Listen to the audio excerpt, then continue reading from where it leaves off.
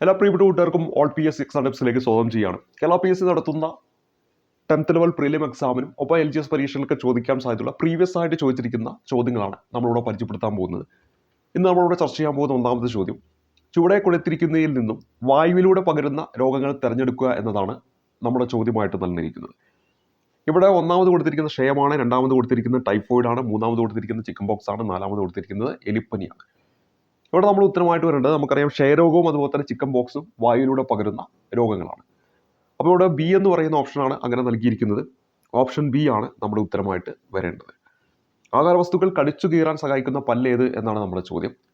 ഇവിടെ നമ്മുടെ ഉത്തരമായിട്ട് വരേണ്ടത് ചർവണകം, ഉള്ളിപ്പല്ല്, കോമ്പല്ല്, അഗ്രചർവണകം എന്നതിൽ ഉത്തരമായിട്ട് വരേണ്ടത് ഓപ്ഷൻ സി ആണ് ഇവിടെ നമ്മുടെ ഉത്തരമായിട്ട് വരിക. ആഹാരവസ്തുക്കൾ കടിച്ചു കീറാൻ സഹായിക്കുന്ന പല്ല് ഏതാണെന്ന് വെച്ചാൽ ഓപ്ഷൻ സി ആണ് ഉത്തരമായിട്ട് വരേണ്ടത് കോമ്പല്ലാണ്. ലിംഗാധിഷ്ഠ ആക്രമ അല്ലെങ്കിൽ സാമൂഹിക ദുരുപയോഗത്തിന് ഇരയായവർക്കുള്ള മെഡിക്കൽ പരിചരണം എന്ന വിഷയത്തിൽ കേരള സർക്കാർ ആരംഭിച്ച പദ്ധതി എന്നാണ് ഉത്തരമായിട്ട് വരേണ്ടത്. ഓപ്ഷൻ എയിൽ ഭൂമിക, നിരാമയ, സമന്വയ, വ്രതസഞ്ജീവനി എന്നിങ്ങനെയാണ് ഓപ്ഷൻ നൽകിയത്. ഇതിൽ ഈ ഒരു ചോദ്യത്തിന്റെ ഉത്തരം എന്ന് പറയുന്നത് ഭൂമിക എന്നതാണ്. സ്കർവി ഏത് വിറ്റാമിനുമായി ബന്ധപ്പെട്ടിരിക്കുന്നു എന്നാണ് ചോദ്യം. Vitamin A, vitamin B, vitamin C, vitamin D. ഈ 4 ഓപ്ഷനിൽ നമ്മുടെ ഉത്തരം എന്ന് പറയുന്നത് ഓപ്ഷൻ സി ആണ്. വിറ്റാമിൻ സി ആണ് ഉത്തരമായിട്ട് വരിക. രക്തത്തിലെ ദ്രാവക ഭാഗം ഏത് പേരിൽ അറിയപ്പെടുന്നു? ഹിമോഗ്ലോബിൻ, കോശദ്രവ്യം, റൈബോസോം, പ്ലാസ്മ എന്നിങ്ങനെയാണ് ഓപ്ഷൻ നൽകിയിരിക്കുന്നത്. നമ്മുടെ ഉത്തരമായിട്ട് വരേണ്ട രക്തത്തിലെ ദ്രാവക ഭാഗം അറിയപ്പെടുന്നത് പ്ലാസ്മ എന്ന പേരിലാണ്. താഴെ കൊടുത്തവയിൽ നെല്ലിന്റെ സങ്കര അല്ലാത്തത് എന്നാണ് നമ്മുടെ ചോദ്യം. നെല്ലിന്റെ സങ്കര ഇനങ്ങൾ അല്ലാത്തത് ഏത്? കൃത്യമായി ചോദ്യം വായിക്കണം. ഒന്നാമത് കൊടുത്തിരിക്കുന്ന പവിത്ര, രണ്ടാമത് കൊടുത്തിരിക്കുന്ന അനാമിക, മൂന്നാമത് കൊടുത്തിരിക്കുന്ന ഹ്രസ്വ, നാലാമത് കൊടുത്തിരിക്കുന്ന അറക്കയാണ്.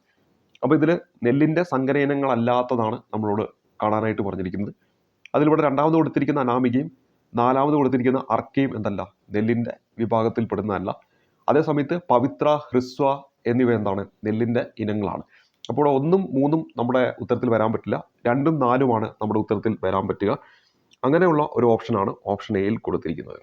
അപ്പോൾ ഇവിടെ നമ്മുടെ ഉത്തരം എന്താണ്? ഓപ്ഷൻ എ ആണ്. 2ഉം 4ഉം എന്നതാണ് ഇവിടെ നമ്മുടെ ഉത്തരമായിട്ട് വരിക. 2ൽ കൊടുത്തിരിക്കുന്നത് അനാമിക എന്നാണ്. അനാമിക എന്ന് പറഞ്ഞാൽ വെണ്ടയുടെ ഇനമാണ്. അർക്കയും എന്ന് തന്നെയാണ് വെണ്ടയുടെ ഇനമാണ്. ഇനി അടുത്തതായിട്ട് നമ്മൾ പരിചയപ്പെടാൻ പോകുന്നത്, താഴെ പറയുന്നവയിൽ ഇലകൾക്ക് ചുവപ്പ് നിറം നൽകുന്ന വർണ്ണകം ഏത്? ഇലകൾക്ക് ചുവപ്പ് നിറം നൽകുന്ന വർണ്ണകം ഏത്? ഇവിടെ ഉത്തരമായിട്ട് വരേണ്ടത് ഓപ്ഷൻ സി ആണ്. ആന്തോസയാനിൻ എന്നതാണ് ഉത്തരമായിട്ട് വരിക. എണ്ണ മലിനീകരണം തടയാൻ കഴിവുള്ള സൂപ്പർ ബഗുകൾ എന്ന ജനിതകമാറ്റം വരുത്തിയ ബാക്ടീരിയയെ വികസിപ്പിച്ച ഇന്ത്യൻ വംശജനായ ശാസ്ത്രജ്ഞൻ ആരാണെന്നാണ്. ഇവിടെ നമ്മുടെ ഓപ്ഷനിൽ ഹർഗോവിന്ദ് ഖുരാന, ആനന്ദ് മോഹൻ ചക്രവർത്തി, അനിൽ കക്കോദ്കർ, അദിതി പത്ത് എന്നിങ്ങനെയാണ് ഓപ്ഷൻ നൽകിയിരിക്കുന്നത്. ഇവിടെ നമ്മൾ ഉത്തരമായിട്ട് വരേണ്ടത് ഓപ്ഷൻ ബി ആണ്. പലപ്പോഴും PSC പരീക്ഷയിൽ റിപ്പീറ്റായി ചോദിക്കുന്ന ചോദ്യമാണ്.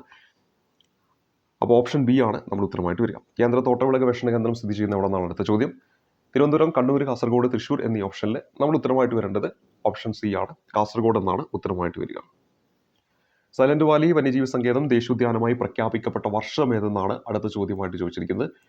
ഇവിടെ സൈലന്റ് വാലി വന്യജീവി സങ്കേതം ദേശീയോദ്യാനമായി പ്രഖ്യാപിക്കപ്പെട്ട വർഷമാണ് 1983, 87, 82, 84 എന്ന ഓപ്ഷനിൽ 84ആണ്.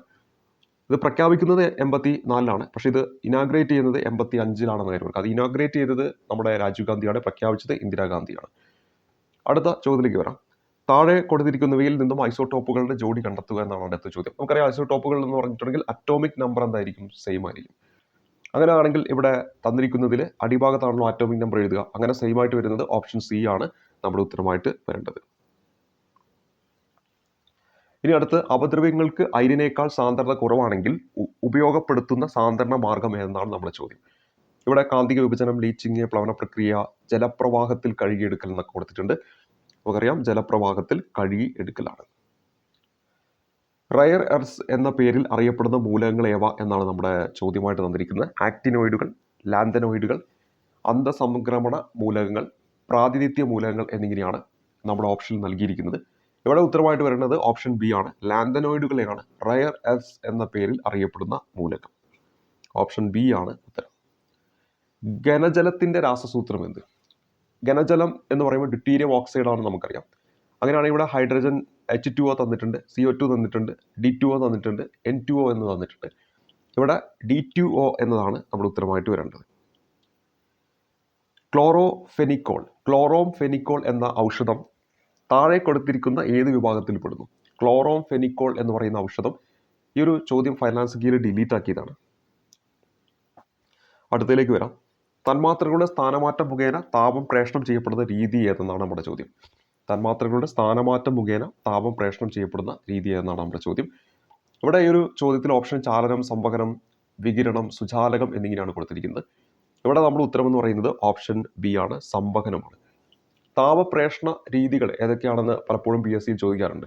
അതിൽ ഈ പറഞ്ഞിരിക്കുന്ന ചാലനം, സംവഹനം, വികിരണം, ഒരു ഓപ്ഷനിൽ എപ്പോഴും ബാഷ്പീകരണം എന്നായിരിക്കും കൊടുക്കുക. അപ്പോൾ ഇവിടെ ചാലനം, സംവഹനം, വികിരണം എന്നിവയാണ് താപപ്രേഷണ രീതികൾ എന്ന കാര്യം ഓർക്കുക. ബാഷ്പീകരണം എന്തല്ല, താപപ്രേഷണ രീതിയല്ല. നമ്മൾ ഇനി അങ്ങോട്ട് ആ ഒരു ചോദ്യം പരിചയപ്പെടുന്നതായിരിക്കും, അതൊന്ന് ഓർത്തിരിക്കുക. താഴെ തന്നിരിക്കുന്നവയിൽ പാരമ്പര്യ ഊർജ്ജ സ്രോതസ് ഏതാണ്? പാരമ്പര്യ ഊർജ്ജ സ്രോതസ്സാണ്. കാറ്റും തിരമാലയും സൗരോർജ്ജമൊക്കെ പാരമ്പര്യേതര ഊർജ്ജ സ്രോതസ്സാണ്. നമ്മളിവിടെ തന്നിരിക്കുന്ന ഓപ്ഷൻ സി, മണ്ണെണ്ണയാണ് ഉത്തരമായിട്ട് വരേണ്ടത്. ഇന്ത്യയുടെ ചൊവ്വാ ദൗത്യം ഏത് പേരിൽ അറിയപ്പെടുന്നു? മംഗൾയാൻ എന്ന പേരിലാണ് അറിയപ്പെടുന്നത്. പ്രകാശം ഒരു മാധ്യമത്തിൽ നിന്ന് വ്യത്യസ്തമായ മറ്റൊരു മാധ്യമത്തിലേക്ക് കടക്കുമ്പോൾ അതിൻ്റെ പാതയ്ക്ക് വ്യതിയാനം സംഭവിക്കുന്ന ഈ പ്രതിഭാസത്തിന് പറയുന്ന പേരെന്ത്? അപവർത്തനം എന്ന് കൊടുത്തിട്ടുണ്ട്, പ്രതിപതനം എന്ന് കൊടുത്തിട്ടുണ്ട്, പ്രകീർണനം, വർണ്ണം എന്നിങ്ങനെ കൊടുത്തിട്ടുണ്ട്. ഇവിടെ ഓപ്ഷൻ എ ആണ് നമ്മൾ ഉത്തരമായിട്ട് വരിക. അപവർത്തനം എന്നതാണ് ഈ ഒരു ചോദ്യത്തിന്റെ ഉത്തരമായിട്ട് വരിക. ഒരു വസ്തുവിന്റെ സ്വന്തം അക്ഷത്തെ അടിസ്ഥാനമാക്കിയുള്ള ചലനത്തെ നമ്മൾ എന്താണ് വിളിക്കുക? പരിക്രമണം എന്നാണോ, ഭ്രമണം എന്നാണോ, വാർത്തുള്ള ചലനം എന്നാണോ, നേർരേഖാചലനം എന്നാണോ? ഓപ്ഷൻ ബി ആണ് നമ്മുടെ ഉത്തരമായിട്ട് വരേണ്ടത്. ഓപ്ഷൻ ബി, ഭ്രമണം എന്നതാണ് ഉത്തരം. ഒരു വസ്തുവിന്റെ സ്വന്തം അക്ഷത്തെ അടിസ്ഥാനമാക്കിയുള്ള ചലനമാണ് ഭ്രമണം എന്ന് പറയുന്നത്. അപ്പോൾ ഈ ഒരു ചോദ്യപേപ്പറിലെ 20 ചോദ്യങ്ങളാണ് നമ്മളിവിടെ പരിചയപ്പെട്ടത്. ഇനി മറ്റൊരു ചോദ്യപേപ്പറിൽ ചോദിച്ചിരിക്കുന്ന 20 ചോദ്യങ്ങൾ നമുക്കൊന്ന് പരിചയപ്പെടാം. നമ്മൾ അടുത്ത ഒരു ചോദ്യപേപ്പറിലെ സയൻസുമായി ബന്ധപ്പെട്ട ചോദ്യങ്ങളിലേക്ക് വരാം. മസ്തിഷ്കത്തെ പൊതിഞ്ഞ് സംരക്ഷിക്കുന്ന ആവരണം ഏതെന്നാണ് നമ്മുടെ അടുത്ത ചോദ്യം. ഇവിടെ നമ്മുടെ ഉത്തരമായിട്ട് വരേണ്ടത് ഓപ്ഷൻ ബി ആണ്, മെനിഞ്ചസ് എന്നതാണ് ഉത്തരമായിട്ട് വരിക. മെനിഞ്ചസ് എന്നതാണ് ഈ ഒരു ചോദ്യത്തിന്റെ ഉത്തരമായിട്ട് വരിക. പെരിക്കാർഡിയം, അതുപോലെ തന്നെ പ്ലൂറ, മെനിഞ്ചസ്, മൈലിൻ ഉറ എന്നിങ്ങനെ കൊടുത്തിട്ടുണ്ട്. അവിടെ നമ്മൾ ഉത്തരമായിട്ട് വരേണ്ടത് മെനിഞ്ചസ് എന്നതാണ് ഉത്തരമായിട്ട് വരിക. അടുത്തത് ഒരു ബാക്ടീരിയ രോഗമല്ലാത്തത്. ബാക്ടീരിയ രോഗമല്ലാത്തത് എന്നാണ് എലിപ്പനി, ഡിപ്തീരിയ, ക്ഷയം, ഹെപ്പറ്റൈറ്റിസ് എന്നിങ്ങനെയാണ് കൊടുത്തിരിക്കുന്നത്. ഇവിടെ നമ്മുടെ ഉത്തരമായിട്ട് വരേണ്ടത് ഹെപ്പറ്റൈറ്റിസ് എന്നതാണ്. ഓപ്ഷൻ ഡി ആണ് ഉത്തരമായിട്ട് വരിക. അയഡിൻ്റെ അഭാവത്തിൽ തൈറോക്സിൻ്റെ ഉൽപ്പാദനം തടസ്സപ്പെടുന്നു. തൈറോക്സിൻ ഉൽപ്പാദിപ്പിക്കാനുള്ള ഒരു ശ്രമമെന്ന നിലയിൽ തൈറോയ്ഡ് ഗ്രന്ഥി അമിതമായി വളരുന്നു. ഈ ഒരു അവസ്ഥ എന്തു പേരിലാണ് അറിയപ്പെടുന്നത്? അയഡിൻ്റെ അഭാവത്തിൽ തൈറോക്സിൻ്റെ ഉൽപ്പാദനം തടസ്സപ്പെടുന്നു. തൈറോക്സിൻ ഉൽപ്പാദിപ്പിക്കാനുള്ള ഒരു ശ്രമമെന്ന നിലയിൽ നമ്മുടെ തൈറോയ്ഡ് ഗ്രന്ഥി അമിതമായിട്ട് വളരുന്നു. ഈ അവസ്ഥ എന്താണെന്നാണ് ചോദ്യം. Hyperthyroidism, hypothyroidism, goitre, cretinism എന്നിങ്ങനെയാണ് കൊടുത്തിരിക്കുന്നത്. ഇവിടെ നമ്മുടെ ഉത്തരമായിട്ട് വരേണ്ടത് ഓപ്ഷൻ സി ആണ്, ഗോയിറ്റർ എന്നതാണ് ഉത്തരമായിട്ട് വരിക. കൈക്കുഴ, കാൽക്കുഴ എന്നീ ശരീരഭാഗങ്ങളിൽ കാണപ്പെടുന്ന അസ്ഥി സന്ധി ഏതാണ് നമ്മുടെ ചോദ്യം. ഇവിടെ ഗോളരസന്ധി, വിജാഗിരി സന്ധി, തെന്നി നീങ്ങുന്ന സന്ധി, കീലസന്ധി എന്നിങ്ങനെ കൊടുത്തിട്ടുണ്ട്. ഇവിടെ തെന്നി നീങ്ങുന്ന സന്ധി എന്നതാണ് ഉത്തരമായിട്ട് വരിക. കേരളത്തിൽ ശിശു മാതൃമരണ നിരക്കുകൾ കുറയ്ക്കുന്നതിൻ്റെ ഭാഗമായി നവജാത ശിശുക്കളിൽ നടത്തിവരുന്ന comprehensive new born screening programme ഏത് പേരിൽ അറിയപ്പെടുന്നു? ശലഭം പദ്ധതി, ഹൃദ്യം പദ്ധതി, ശ്രദ്ധാ പദ്ധതി, സ്നേഹപൂർവ്വം എന്നിങ്ങനെയാണ് നൽകിയിരിക്കുന്നത്. ഇത് PSC റിപ്പീറ്റായി ചോദിക്കുന്ന ചോദ്യമാണ്. ഇവിടെ നമ്മുടെ ഉത്തരമായിട്ട് വരേണ്ടത് ഓപ്ഷൻ എ ആണ്, ശലഭം എന്ന് പറയുന്ന പദ്ധതിയാണ്. പാരിസ്ഥിതിക ആരോഗ്യ പ്രശ്നങ്ങൾ പ്രതിപാദിക്കുന്ന റേച്ചൽ കാർട്സിന്റെ പുസ്തകം ഏതെന്നാണ്? ഒറ്റ വൈക്കോൽ വിപ്ലവം, നിശബ്ദ വസന്തം, ഒരു കുരുവിയുടെ പതനം, ഭൂമി നഷ്ടപ്പെടുന്നു. ഇവിടെ നമ്മൾ ഉത്തരമായിട്ട് വരേണ്ടത് നിശബ്ദ വസന്തമാണ്, അല്ലെങ്കിൽ സൈലന്റ് സ്പ്രിംഗ് എന്ന് പറയും ഇംഗ്ലീഷിൽ. ഇത് നമ്മുടെ DDTയുമായി ബന്ധപ്പെട്ടിട്ടുള്ള ഒരു പുസ്തകമാണ്. അത് പരീക്ഷയ്ക്ക് ചോദിക്കാറുള്ളതാണ്. അപ്പോൾ ഇവിടെ നമ്മൾ ഉത്തരമായിട്ട് വരേണ്ടത് ഓപ്ഷൻ ബി ആണ് ഈ ഒരു ചോദ്യത്തിൻ്റെ ഉത്തരമായിട്ട് വരിക. അത് ആരാണ് രചിച്ചതെന്ന് ഓർത്തിരിക്കുക? റേച്ചൽ കാർസന്റെ പുസ്തകമാണ്. സൈലന്റ് വാലിയിലൂടെ ഒഴുകുന്ന പുഴ എന്നാണ്. ഇവിടെ ഓപ്ഷൻ എ ആണ് ഉത്തരമായിട്ട് വരിക. കുന്തിപ്പുഴ എന്നതാണ് ഇവിടെ ഉത്തരമായിട്ട് വരിക. കേന്ദ്ര തോട്ടവിള ഗവേഷണ കേന്ദ്രം സ്ഥിതി ചെയ്യുന്ന ഓൾറെഡി റിപ്പീറ്റഡ് ഇങ്ങനെ വരുന്ന ഒരു ചോദ്യമാണ്. ഓപ്ഷൻ സി ആണ്, കാസർഗോഡാണ് ഉത്തരമായിട്ട് വരിക. 2021 ലോക പരിസ്ഥിതി ദിനത്തിന്റെ മുദ്രാവാക്യം എന്താണ് എന്നാണ് നമ്മുടെ ചോദ്യം. അപ്പോൾ ഇവിടെ നമ്മൾ ഉത്തരമായിട്ട് വരേണ്ടത് 69ാമത്തെ ചോദ്യമായിട്ട് ഈ പരീക്ഷയ്ക്ക് ചോദിച്ചു. പരിസ്ഥിതി പുനഃസ്ഥാപനം എന്നതാണ് ഈ ഒരു ചോദ്യത്തിന്റെ ഉത്തരമായിട്ട് വരിക. നമുക്കറിയാം, ലോക പരിസ്ഥിതി ദിനം എന്ന് പറയുന്നത് ജൂൺ 5-ാം തീയതിയാണ്. 2024 ലോക പരിസ്ഥിതി ദിനമായിട്ട് ജൂൺ 5-ാം തീയതി ആചരിച്ച സമയത്ത് അവിടെ പ്രമേയമായിട്ട് വന്നതും അതേപോലെ തന്നെ മുദ്രാവാക്യമായിട്ട് വന്നതും നമുക്ക് അറിഞ്ഞിരിക്കണം. ഇവിടെ ഈ ഒരു ചോദ്യം ചോദിച്ചതുകൊണ്ട് തന്നെ എന്തായിരുന്നു പ്രമേയം അല്ലെങ്കിൽ തീം എന്ന് പറഞ്ഞിട്ടുണ്ടെങ്കിൽ ഭൂപുനഃസ്ഥാപനവും മരുവൽക്കരണം, വരൾച്ച എന്നിവയ്ക്കെതിരെയുള്ള പ്രതിരോധവും എന്നതായിരുന്നു. Land restoration, desertification and drought resilience എന്നതായിരുന്നു അവിടുത്തെ തീം എന്ന് പറയുന്നത്. അപ്പോൾ ഓർത്തിരിക്കേണ്ടത് ഭൂപുനഃസ്ഥാപനവും മരുവൽക്കരണവും വരൾച്ച എന്നിവയ്ക്കെതിരെയുള്ള പ്രതിരോധവും എന്നതായിരുന്നു അവിടുത്തെ തീം എന്ന് പറയുന്നത്.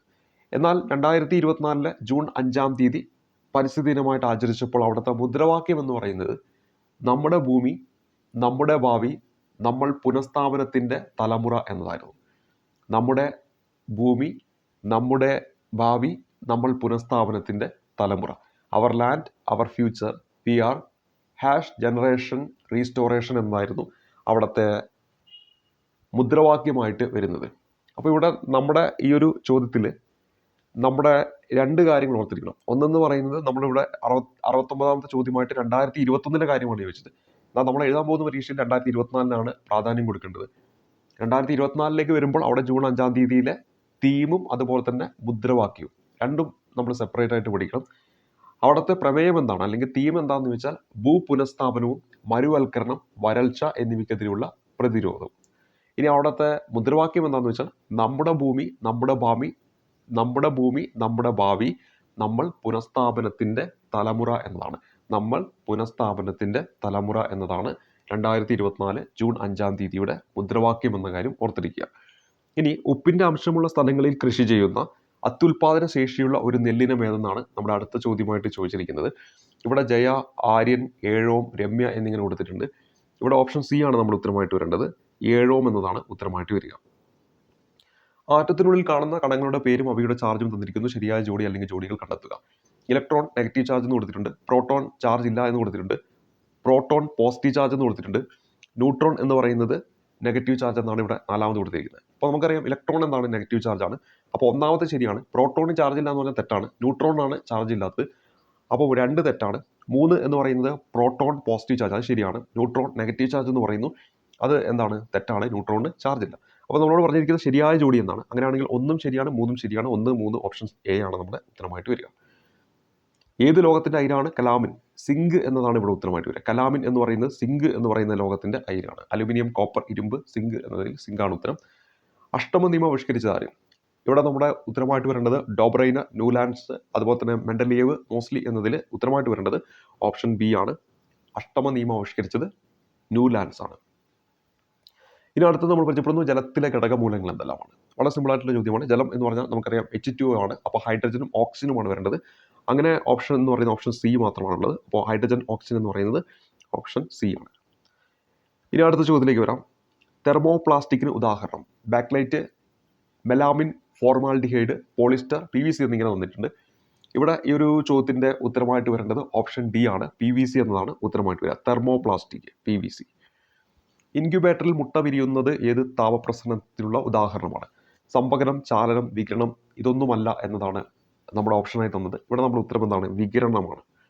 ഓപ്ഷൻ സി ആണ് നമ്മുടെ ഉത്തരമായിട്ട് വരിക. നമ്മൾ ആ ബൾബിൻ്റെ താഴെ പോയി നിൽക്കുമ്പോൾ ഉള്ള ഒരു ചൂടുണ്ട്, അതാണ് നമ്മൾ വികിരണം എന്ന് പറയുക. സൂര്യപ്രകാശം നമ്മുടെ ഭൂമിയിൽ എത്തുന്നതൊക്കെ. അപ്പോൾ ഇവിടെ നമ്മുടെ ഉത്തരമായിട്ട് വരേണ്ടത് ഓപ്ഷൻ സി ആണ്. ഇനി അടുത്തത് സമതല ദർപ്പണത്തിന് രൂപപ്പെടുന്ന പ്രതിബിംബത്തിൻ്റെ സവിശേഷത അല്ലാത്തതേവ. നമ്മൾ നോക്കുന്ന കണ്ണാടി, അതാണ് ഇവിടെ നോക്കുന്നത്. ഒന്ന്, വസ്തുവിൻ്റെ വലുപ്പം തന്നെയായിരിക്കും പ്രതിബിംബത്തിന് എന്നാണ് പറയുന്നത്.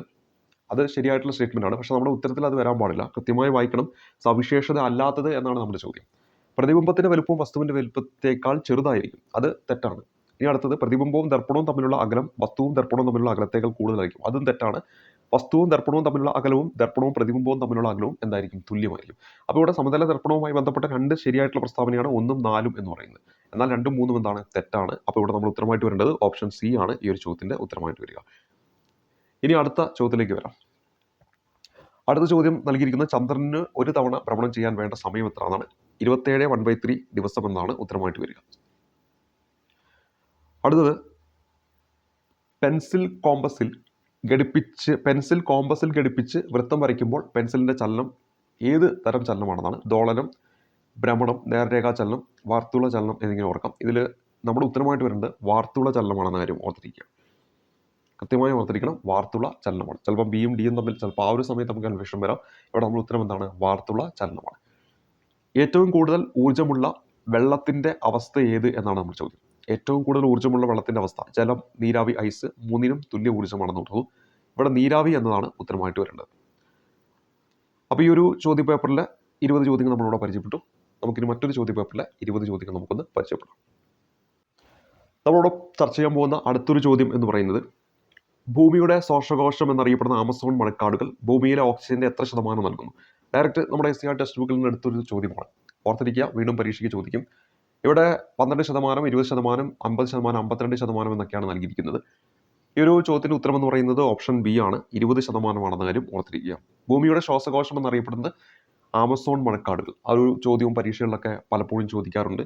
അവിടെ നമ്മൾ ഉത്തരമായിട്ട് വരേണ്ടത് ആമസോൺ മഴക്കാടുകളാണ്. അടുത്ത ചോദ്യത്തിലേക്ക് വരാം. സ്പോട്ടഡ് ഫീവർ എന്ന രോഗത്തിന് കാരണമായ രോഗാണു ഏത് വിഭാഗത്തിൽ പെടുന്നു എന്നാണ് നമ്മുടെ അടുത്ത ചോദ്യം. ഇവിടെ നമ്മൾ ഉത്തരമായിട്ട് വരിക റിക്കറ്റ്സിയ എന്നതാണ് ഉത്തരമായിട്ട് വരേണ്ടത്. മനുഷ്യരിലെ നൈട്രോജിക വിസർജ്യ പദാർത്ഥമായി യൂറിയ ഉൽപ്പാദിപ്പിക്കുന്നത് ഏത് അവയവത്തിൽ വെച്ചാണ്? അപ്പോൾ യൂറിയ ഉൽപ്പാദിപ്പിക്കുന്ന ഏത് അവയവത്തിൽ വെച്ചാണെന്നാണ് എത്രയോ തവണ PSC ചോദിച്ചതാണ്. വൃക്കകൾ, ഹൃദയം, ആമാശയം, കരൾ എന്നിങ്ങനെ ഓപ്ഷൻ തന്നു. ഓപ്ഷൻ ഡി ആണ് നമ്മുടെ ഉത്തരമായിട്ട് വരിക. അപ്പോൾ ഉത്തരമായിട്ട് വരേണ്ടത് ഓപ്ഷൻ ഡി ആണ്.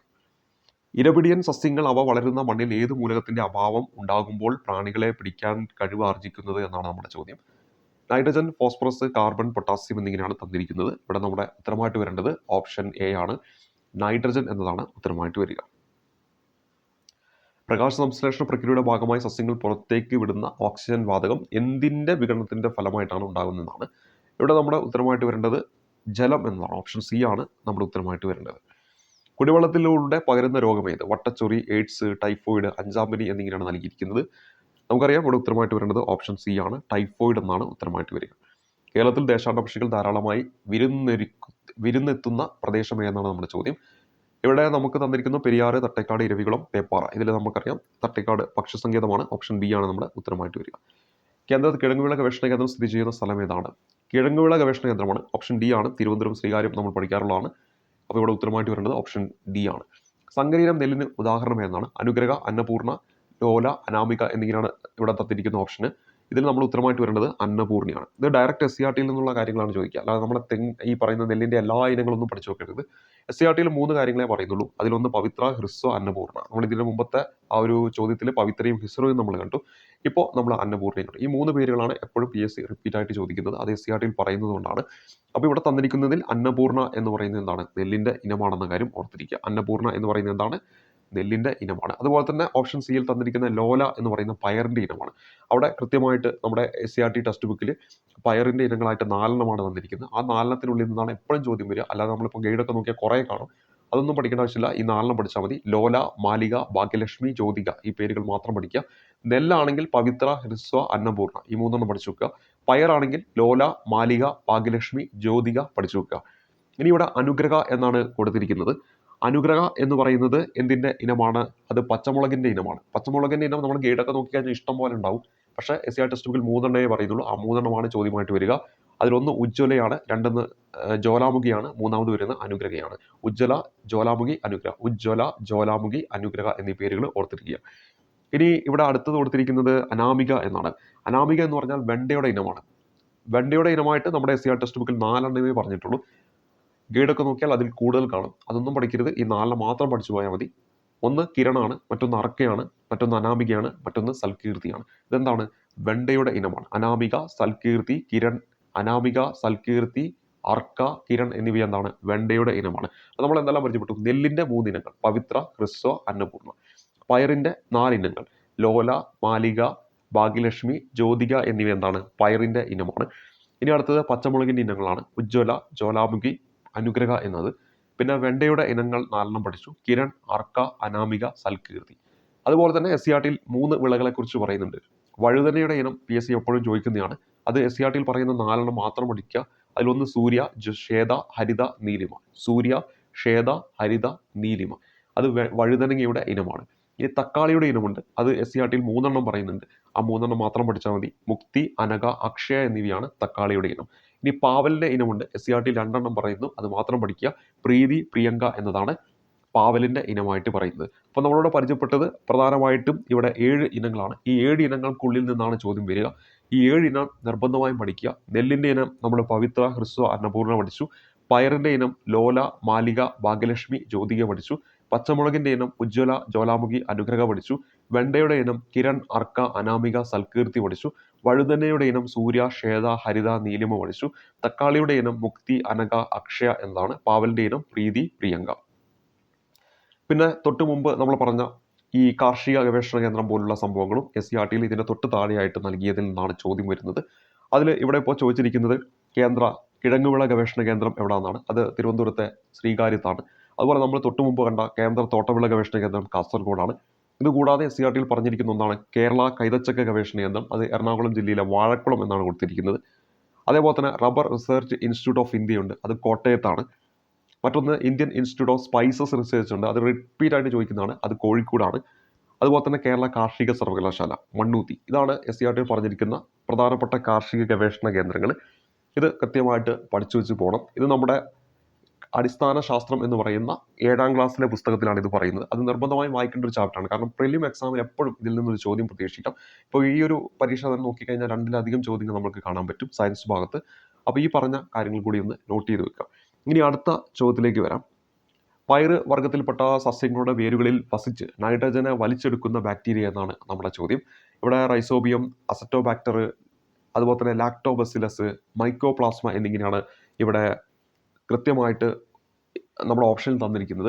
ഇത് ഞാനിപ്പോൾ പറഞ്ഞ ആ ഒരു ചാപ്റ്ററിൽ നിന്നാണ് പരീക്ഷയ്ക്ക് ചോദ്യം വന്നിരിക്കുന്നത്. ആ ചാപ്റ്ററിൽ നിന്ന് പല ചോദ്യങ്ങളും ഇങ്ങനെ സയൻസ് ഭാഗത്ത് റിപ്പീറ്റായി വരുന്നുണ്ട്.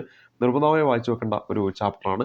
നമ്മുടെ 7ാം ക്ലാസ്സിലെ മണ്ണിൽ പൊന്നു വിളയിക്കാം എന്ന് പറയുന്ന പഴയ ടെക്സ്റ്റ് ബുക്കിലാണ് ഞാനിപ്പോൾ പറയുന്നത്. പുതിയ ടെക്സ്റ്റ് ബുക്കിൽ ആ ചാപ്റ്ററിൻ്റെ പേര് നോക്കിയിട്ട് വായിക്കുക. പഴയ ടെക്സ്റ്റ് ബുക്ക് നമുക്ക് ഉണ്ടെങ്കിൽ അത് നോക്കി വായിച്ചാലും മതി. അപ്പോൾ ഇവിടെ നോക്കുക, പയറുവർഗ്ഗത്തിൽപ്പെട്ട സസ്യങ്ങളുടെ വേരുകളിൽ വസിച്ച് നൈട്രജനെ വലിച്ചെടുക്കുന്ന ബാക്ടീരിയ. കൃത്യമായിട്ട് ഈ നമ്മുടെ SCERT-യിൽ അത് കൃത്യമായിട്ട് പറയുന്നുണ്ട്. അന്തരീക്ഷ നൈട്രജനെ നൈട്രേറ്റ് ആക്കി മാറ്റാൻ കഴിവുള്ള ബാക്ടീരിയ എന്ന് നൽകിക്കൊണ്ട് SCERT-യിൽ കൊടുത്തിട്ടുണ്ട്. അത് നമ്മുടെ ഉത്തരമായിട്ട് വരേണ്ടത് ഓപ്ഷൻ എ ആണ്. റൈസോബിയം എന്നതാണ് ഈ ഒരു ചോദ്യത്തിൻ്റെ ഉത്തരമായിട്ട് വരിക. അപ്പോൾ ഇവിടെ നമ്മുടെ ഉത്തരം എന്താണ്? ഓപ്ഷൻ എ ആണ് ഈ ഒരു ചോദ്യത്തിൻ്റെ ഉത്തരമായിട്ട് വരേണ്ടത്. ഇനി അടുത്ത ഇതിലേക്ക് വരാം. അടുത്ത ചോദ്യം എന്ന് പറയുന്നത് ആറ്റത്തെ സംബന്ധിച്ച ചില പ്രസ്താവനകൾ താഴെ തന്നിരിക്കുന്നു, അവയിൽ ശരിയായവ കണ്ടെത്തുക എന്നതാണ് 71ാമത്തെ ചോദ്യം. ഇവിടെ തന്നിരിക്കുന്ന ഒന്നാമത് ആറ്റത്തിൻ്റെ കൂടുതൽ ഭാഗവും ശൂന്യമാണെന്നാണ്. അത് ശരിയായിട്ടുള്ള ഒരു സ്റ്റേറ്റ്മെൻ്റ് ആണ്. ഇനി അടുത്തത് ആറ്റം വൈദ്യുതപരമായി നിർവീര്യമാണ്. അത് നമുക്കറിയാം, ശരിയാണ്. ആറ്റത്തെ വിഭജിക്കാൻ കഴിയില്ല എന്ന് പറഞ്ഞാൽ തെറ്റാണ്. എല്ലാ ആറ്റങ്ങളുടെയും ന്യൂക്ലിയസിന് ഒരേ സാന്ദ്രതയാണ് എന്ന് പറഞ്ഞാൽ അതും ശരിയാണ്. അപ്പോൾ ഇവിടെ തന്നിരിക്കുന്നത് ഈ 4ാമത്തെ സ്റ്റേറ്റ്മെൻ്റ് ഒക്കെ ഒറ്റയടിക്ക് കാണുന്ന സമയത്ത് നമ്മൾ ഇതിനു മുമ്പ് പരിചയപ്പെട്ടിട്ടില്ലെങ്കിൽ അയ്യോ അത് തെറ്റാണോ ശരിയാണോ നമുക്കൊരു കൺഫ്യൂഷൻ വരും. അപ്പോൾ ഇവിടെ നമ്മുടെ ഉത്തരം 1, 2, 4 എന്നതാണ് ഇവിടെ നമ്മുടെ ഉത്തരമായിട്ട് വരേണ്ടത്.